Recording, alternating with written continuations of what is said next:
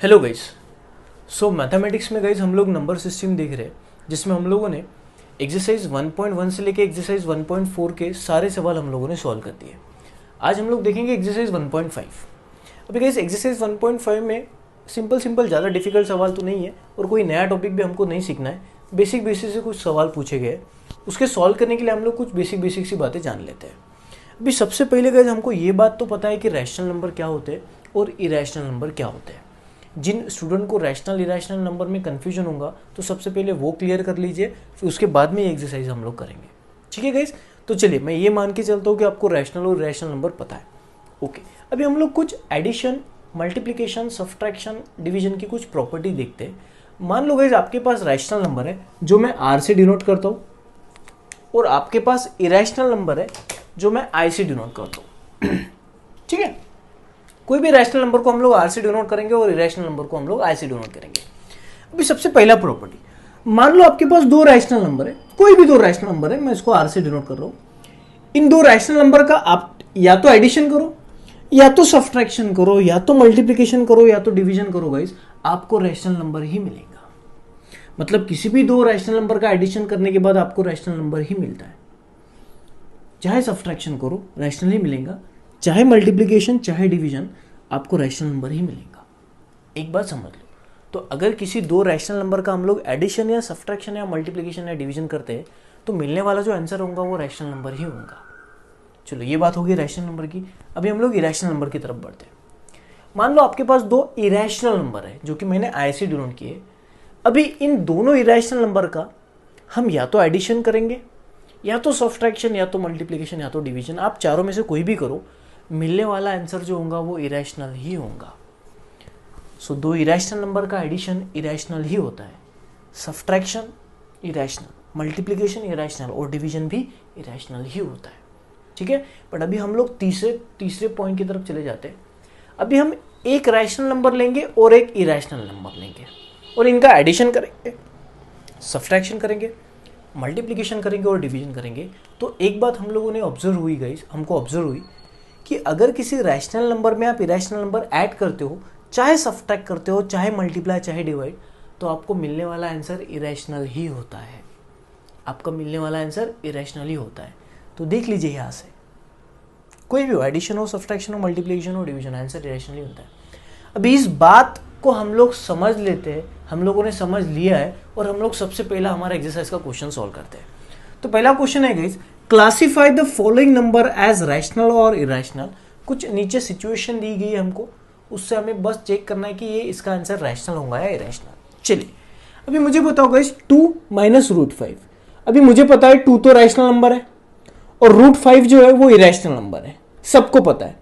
तो rational minus irrational, rational minus irrational, हमको क्या मिलता है? इरेशनल। तो ये इसका आंसर जो होगा वो क्या हो जाएगा गाइस? इरेशनल।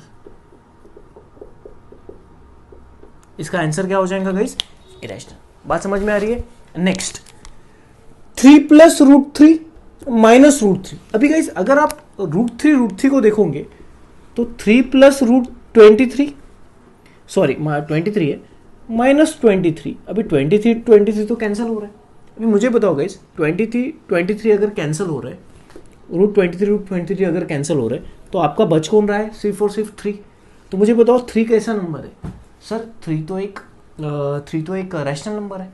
ठीक है, तो इसका आंसर क्या हो जाएगा गाइस? Rational number. तो इसका आंसर हो जाएगा रैशनल, आंसर हो जाएगा रैशनल नंबर। नेक्स्ट गाइस, अभी देख लो 2√7 अपॉन 5√7। एक 2√7 है और 5√7 है। मुझे बताओ 2√7 मतलब रैशनल और इरेशनल नंबर का अगर आप मल्टीप्लिकेशन करोगे तो आपको क्या मिलेगा? इरेशनल। तो ऊपर वाला मिलेगा इरेशनल और नीचे वाला भी क्या मिलेगा? इरेशनल। मुझे बताओ ऊपर वाला भी इरेशनल है और नीचे वाला भी इरेशनल है। अब गाइस दोनों इरेशनल, अगर आप दोनों इरेशनल नंबर का डिवीजन करोगे तो आपको नंबर कैसे मिलेगा? इरेशनल। तो गाइस इसका भी आंसर क्या होगा? इरेशनल। तो हमारा जो ये सवाल है, ऊपर वाला भी इरेशनल नंबर है। क्यों? क्योंकि एक रैशनल है और एक इरेशनल है। एक रैशनल और इरेशनल नंबर का मल्टीप्लिकेशन हमें इरेशनल ही होता है। बात समझ में आ रही है? तो ऊपर वाला भी इरेशनल है और नीचे वाला भी इरेशनल। दोनों इरेशनल नंबर अगर होंगे तो दोनों का डिवीजन हमको इरेशनल ही मिलता है। तो इसका मतलब इस वाले सवाल का आंसर क्या हो जाएगा हमारा? इरेशनल। इरेशनल। इरेशनल नंबर, ठीक है। नेक्स्ट देखते हैं गाइस 1/√2। अभी मुझे बताओ 1 जो नंबर है वो कैसा है, रैशनल, और √2 कैसा है, इरेशनल। रैशनल को अगर आप इरेशनल से डिवाइड करोगे, हम लोगों ने अभी अभी देखा रैशनल और इरेशनल का डिवीजन क्या होता है, इरेशनल, तो इसका आंसर क्या हो जाएगा गाइस, इरेशनल। और नेक्स्ट गाइस 2 और पाई। तो गाइस आपको एक बात बता देता हूं कि जो पाई होता है ना, पाई, इसका जो आंसर होता है, इसका जो वैल्यू होता है 3.14 वगैरह वगैरह, नॉन रिकरिंग होता है, नॉन रिपीटिंग होता है और नॉन टर्मिनेटिंग होता है। तो ये जो पाई होता है हमारे मैथमेटिक्स में, साइंस और मैथमेटिक्स में दोनों जगह होता है। तो ये जो पाई होता है गाइस, ये एक इरेशनल नंबर होता है। तो मुझे बताओ पाई इरेशनल है और 2 आपका रैशनल है, तो रैशनल इंटू इरेशनल क्या होता है गाइस, इरेशनल। तो ये भी हमारा कैसे आ जाएगा, इरेशनल नंबर। ये भी किस तरह से आ जाएगा, इरेशनल नंबर। चलिए ये सवाल हो गया गाइस। तो फर्स्ट क्वेश्चन में आपको 2 नंबर दिए जाते हैं, एडिशन, सब्ट्रैक्शन या मल्टीप्लिकेशन होता है उनका, आपको बस पहचानना होता है कि आंसर रैशनल होगा या इरेशनल। तो ये प्रॉपर्टी आप लोग नोट करके रखिए, आपको मदद होगी इस तरह के सवाल को सॉल्व करने में। चलिए हम लोग नेक्स्ट क्वेश्चन सॉल्व करते हैं। अभी गाइस नेक्स्ट क्वेश्चन है, simplify each of the following expression, simplify each of the following expression. चलिए अभी ये सिंप्लीफिकेशन के लिए हम लोग कुछ बेसिक से बातें और समझ लेते हैं। वो बेसिक से बातें देखिए क्या है, मैं यहां पे लिख के देता हूं आपको। बेसिक से फॉर्मूले पता होना चाहिए। जैसे गाइस मान लो a in bracket b plus c। अब मान लो ये एक्सप्रेशन हमारे सामने है, इसका मतलब ये होता है कि b और c इन दोनों को a मल्टीप्लाई, तो इसको हम लोग सिंप्लीफाई कैसे करेंगे, a into B plus a into C. और ठीक से समझते हैं, देखो साइन कभी कभी साइन का कंफ्यूजन हो जाता है बच्चों को। मुझे बताओ बी का साइन कौन सा है, पॉजिटिव, और ए का भी साइन कौन सा है। तो देखो एक बात तो बड़ी क्लियर है कि आपका ये जो ए है ये बी को मल्टीप्लाई होने वाला है, उसके बाद ए सी को मल्टीप्लाई होने वाला है। तो मल्टीप्लीकेशन तो हो रहा है, तो सबसे पहले साइन का मल्टीप्लीकेशन कर रहा है, positive into positive positive, A into B A B. उसके बाद सी का साइन पॉजिटिव है और ए का भी साइन पॉजिटिव है, दोनों एक में एक को मल्टीप्लाई हो रहे हैं, तो पहले साइन का मल्टीप्लीकेशन कर लेने का, positive into positive positive, A into C A सी। क्यों गाइस, अगर मान लो ये सवाल आता है तो इस तरह के सवाल सॉल्व करने में बड़ा मदद होता है। अभी भी देखो ये नंबर इन दोनों को मल्टीप्लाई, बट मल्टीप्लीकेशन के टाइम आप इस वाले नंबर को इसको पहले मल्टीप्लाई करोगे, उसके बाद इसको इससे मल्टीप्लाई करोगे। तो सबसे पहले साइन देख लेना, इसका पॉजिटिव है इसका नेगेटिव है, minus into plus minus, A into B A B. चलो next minus into minus plus A into C A C. तो आराम से करने का, बिल्कुल कोई गलती नहीं करने का। नेक्स्ट तो ये तो आपको समझ गया। मान लो गाइस अभी यहां पे 2 नंबर होते हैं, A plus B C plus D. अभी इसको कैसे करोगे, तो बड़ा सिंपल है। जब एक था तो आपने एक को दोनों को मल्टीप्लाई किया, अभी 2 है तो अभी एक एक करके हम लोग करेंगे। पहले इसको इन दोनों से मल्टीप्लाई करेंगे, उसके बाद में इसको इन दोनों से मल्टीप्लाई करेंगे। मतलब सबसे पहले ए इंटू सी, साइन वगैरह आप लोगों ने कंसिडर कर लेना, plus A into D plus B into C plus B into D. Clear है ना गाइस, आराम से किया हम लोगों ने। पहले ए से इन दोनों को मल्टीप्लाई कर दिया, उसके बाद में बी से इन दोनों को मल्टीप्लाई कर दिया। बट अगर गाइस अगर ये वाला सिचुएशन होता है A plus B A minus B, अभी देख लो इसमें और इसमें कितना फर्क है। सर यहां पे भी 4 टर्म है, यहां पे भी 4 टर्म है, नहीं गाइस, यहां पे ये जो 2 टर्म है एज इट इज टर्म यहां पे सिर्फ एक बार प्लस है एक बार माइनस है। तो जब कभी ऐसी सिचुएशन आती है गाइस तो इसका फॉर्मूला होता है ए स्क्वायर माइनस बी स्क्वायर। इसको मैं प्रूफ भी कर सकता हूं, देखो प्रूफ कर कैसे कर सकता हूं। देखो हम लोगों ने यहां पे क्या बोला, अगर ऐसे टर्म होते तो एक बार इससे इन दोनों को मल्टीप्लाई करना, उसके बाद इससे इन दोनों को मल्टीप्लाई करना। सेम चीज मैं यहां पे अप्लाई करता हूं, ए इंटू ए स्क्वायर। अभी इसका साइन माइनस है, इसका plus, minus into plus minus, A into B A B. चलो हो गया खत्म, ए का काम हो गया, अभी बी का काम, B into A plus A B. Guys ये माइनस ये plus, minus into plus minus, B into B B square. अभी मुझे बताओ ये ए बी प्लस है और ये ए बी माइनस है, तो प्लस माइनस तो कैंसिल हो जाएंगे, plus A B minus A B cancel, जैसे प्लस टू माइनस टू क्या होता है कैंसिल, तो बचा कौन, A square minus B square. इसलिए हम लोग कभी भी A plus B A minus B का फॉर्मेट आया तो हम लोग क्या लिख देंगे, A square minus B square. बात समझ में आ रही है। एग्जाम्पल के लिए R plus M, R minus M, इसको क्या देखो ये फॉर्मेट है A plus B A minus B, तो हम लोग क्या लिख देंगे R square minus M square. मान लो राम प्लस श्याम, राम माइनस श्याम, तो आप लोग क्या बोलोगे sir Ram square minus Shyam square. देखो बीच में माइनस की साइन आनी चाहिए, क्लियर है, ओके। और दूसरी बात, ये पहली बात, ये दूसरी बात, तीसरी बात और चौथी बात देख लो गाइस। मैंने आपको ऑफलाइन बैच में भी एक बात बोली है कि जब भी आपका एक स्क्वायर रूट होता है और उसके अंदर अगर स्क्वायर होता है तो ये स्क्वायर हमेशा स्क्वायर रूट को कैंसिल करता है, स्क्वायर हमेशा स्क्वायर रूट को कैंसिल करता है, बट उसमें भी कुछ कंडीशंस होती है। बट फिलहाल के लिए आप लोग ये ध्यान में रखिए, कोई एक अगर नंबर होता है, सिंगल नंबर अगर होता है, उसका अगर स्क्वायर होता है तो स्क्वायर हमेशा स्क्वायर रूट को कैंसिल करेगा। इसका मतलब ए स्क्वायर का आंसर आ जाएगा ए। सेकंड, अगर इस तरह से रहता है तो भी देखो स्क्वायर है और रूट है, तो स्क्वायर हमेशा रूट को कैंसिल करेगा, बचेगा क्या ए। क्लियर? तो चलो इसको हम लोग बेस मान के कुछ सवाल सॉल्व करते हैं। अभी सबसे पहला हमको ये सिंप्लीफाई करना है। सबसे पहला उठा लेता हूं 3 प्लस रूट 3 2 प्लस रूट 2। देखो इस वाले फॉर्मेट में है। अभी मुझे बताओ ए plus B A minus B क्या? नहीं, ये अलग है, ये अलग है, ये अलग है, ये अलग है। ये फॉर्मूला कब लगेगा? जब दोनों सेम सेम है। चलिए फिर हम लोग 3 से पहले इसको मल्टीप्लाई करेंगे, बाद में रूट 3 से इसको मल्टीप्लाई करेंगे। चलिए करते 3 इंटू 2 प्लस 3 इंटू रूट 2। चलो इसका काम हो गया। अभी root 3 into 2, 2 into root 3 plus root 3 into root 2, root 3 into root 2। Clear? इसको हम लोग सॉल्व करते हैं। चलिए अभी 3 इंटू 2 6 प्लस, अभी देखो गाइस एक नंबर रूट में और एक नंबर बाहर है तो इनका मल्टीप्लीकेशन नहीं होता, नहीं तो आप 6 लिख दोगे। मल्टीप्लीकेशन नहीं होता तो इसको एज इट इज रहने दो 3 रूट 2। इसको भी एज इट इज रहने देंगे हम लोग, क्योंकि एक नंबर रूट के बाहर है, एक नंबर रूट के अंदर है। अगर दोनों नंबर रूट में होंगे तब उनका मल्टीप्लीकेशन होगा। जैसे हम लोग मान लो गाइस 2 इंटू 3, दोनों नंबर रूट में नहीं है तो इनका मल्टीप्लीकेशन 6 हो जाएगा। मान लो एक नंबर बाहर है और दूसरा नंबर अंदर है तो इनका मल्टीप्लीकेशन नहीं होगा। बट अगर गाइस दोनों नंबर रूट में होते तो इनका मल्टीप्लीकेशन होगा ना। क्या बोल दोगे आप? रूट 8।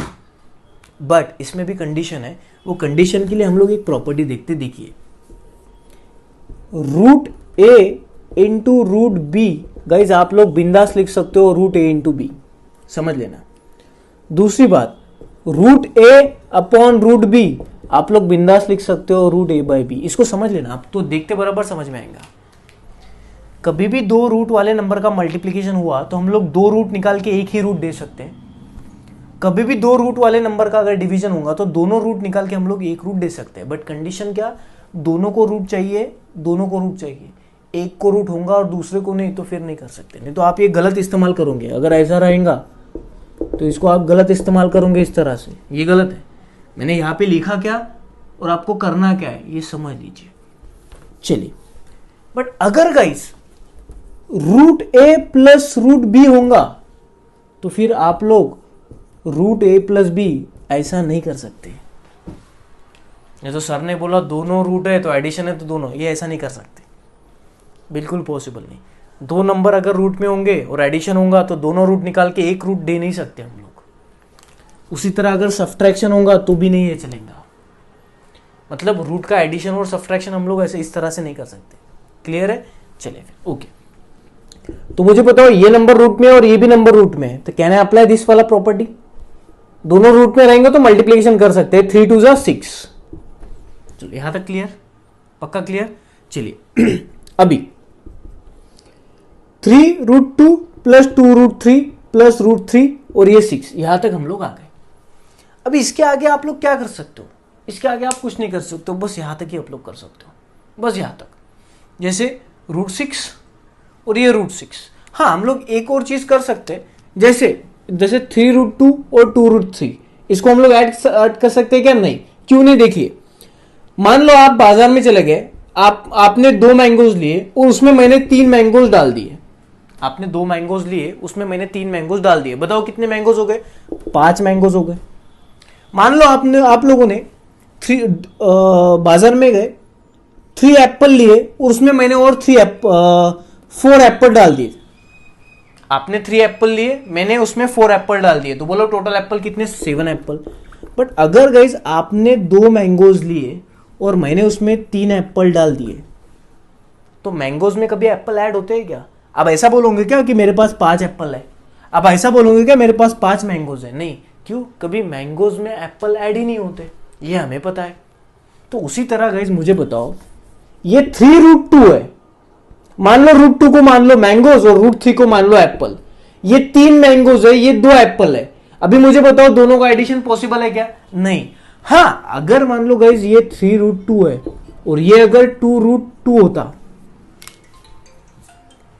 ये 3√2 है और ये 2√2 होता, तो दोनों के दोनों मैंगोज है, तो 3 मैंगोज में 2 मैंगोज डालोगे तो 5 मैंगोज मिलेंगे। बात समझ में आ रही है?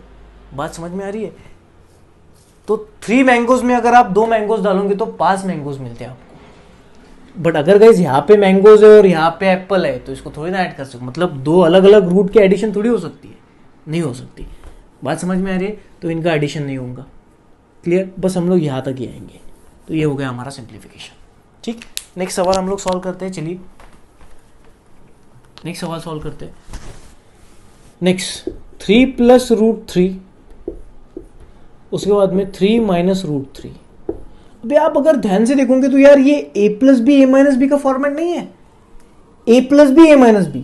तो हम लोग बिंदास फॉर्मा लिख देंगे। a मान लो, अगर इसको a मानोगे इसको b मानोगे तो ये भी है, ये भी है, तो a² - b² फॉर्मा लगा दो, क्या आ जाएगा? 3² - √3²।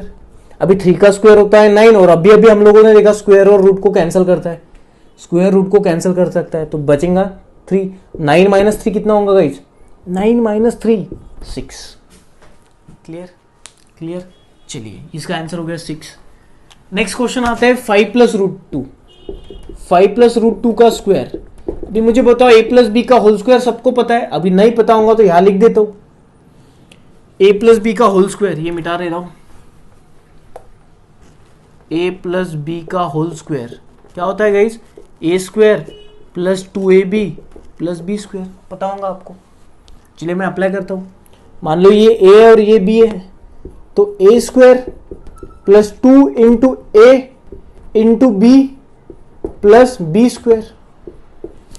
अभी 5 का स्क्वायर होता है 25 + 5 × 2 = 10। ये √2 ऐसे रहेगा क्योंकि नंबर को कभी रूट से मल्टीप्लाई नहीं होता है। स्क्वायर रूट कैंसिल हो जाएगा 2। 25 + 2 होता है 27 + 10 √2। अभी 10 √2 है और ये 27 है, इन दोनों का एडिशन कभी नहीं होता, क्योंकि मान लो ये मैंगोज है और ये बनानास है, मैंगोज में कभी बनाना थोड़ी ऐड होंगे। हाँ, यहाँ पे भी अगर √2 रहता तो 10 √2 में 27 √2 डालोगे तो आपको 37 √2 मिलेंगे, मतलब 37 √2 मिलेंगे। बट यहाँ पे थोड़ी ना √2 है। बात समझ में आ रही है? तो आपका आंसर ये रहेगा 27 + 10 √2। नेक्स्ट क्वेश्चन है गाइस, नेक्स्ट क्वेश्चन है 5 - √2 इंटू सॉरी √5 - √2 इन ब्रैकेट √5 + √2। अभी आप अगर ध्यान से देखोगे तो ये भी a - b a + b का फॉर्मेट है, a - b a + b। कभी भी दो नंबर अगर रहते हैं से एक बार उसका प्लस एक बार अगर माइनस, तो गाइस ये a + b a - b का तो फॉर्मेट है, तो ये वाला फॉर्मूला तो लगेगा a + b a - b। हाँ, आप सोचोगे सर यहाँ पे पहले माइनस है बाद में प्लस है, वो कोई दिक्कत वाला बात नहीं। a + b a - b रहो, चाहे a - b a + b रहो, फॉर्मूला तो यही लगेगा a² - b²। नहीं तो आप करके देखिए। ठीक है, तो चलिए a - b a + b, तो फॉर्मूला हमारा क्या है? a² - b²। तो a कौन है? √5² - √2²। ए स्क्वायर रूट कैंसिल हमें पता है, तो बचेगा 5 - 2। बताओ 5 - 2 कितना होता है? 3। बड़ा आसानी से हम लोगों ने सिंप्लीफाई कर दिया। ठीक है, अभी हम लोग थर्ड क्वेश्चन की तरफ बढ़ते हैं गाइस। थर्ड क्वेश्चन है हमारा, थर्ड क्वेश्चन है कि recall pi is defined as the ratio of circumference को मान लो c से डिनोट करेंगे, of circle to its diameter को d से मानेंगे, that is pi is equal to c/d। देखो वो बोल रहा है जो आपका पाई होता है, पाई वो है c/d। c मतलब सरकमफरेंस सर्कल का और d मतलब डायमीटर सर्कल का। This seems to contradict the fact that pi is irrational. How will you resolve this contradiction. अभी वो बोलता है कि ये जो पाई, ये पाई इरेशनल नंबर है। अभी बात को समझ लो, अभी ये पाई इरेशनल है और इस पाई का हमें फॉर्मूला दे दिया C/D। अभी C मतलब सरकमफरेंस और D मतलब डायमीटर। अब बात ये कि अगर ये पाई आपका इरेशनल नंबर होगा तो हम लोगों ने अभी भी एक प्रॉपर्टी देखा है, वो प्रॉपर्टी क्या है, गाइस, कि इरेशनल अपॉन इरेशनल क्या होता है guys, irrational. Rational upon irrational क्या होता है, इरेशनल। इरेशनल अपॉन रैशनल क्या होता है, इरेशनल।